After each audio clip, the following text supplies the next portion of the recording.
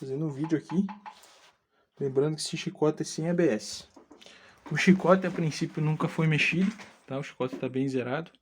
Os conectores tudo certinho, tá? É de uma 2012, conector do módulo aqui tudo.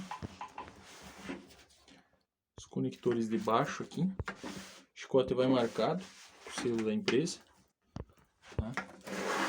Marcado aqui também. Pode ver que a princípio não foi mexido nada.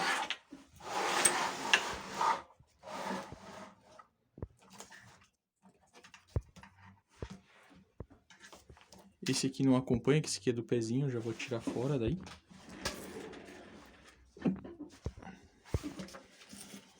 Fazendo o vídeo aqui, ó. Todos os conectores. Esse aqui a gente manda junto, então. Tá? Fazendo o vídeo aqui. Ó. Todos os conectores, tudo certinho, tá? Não tem fio quebrado, tá? E não tem emenda feita.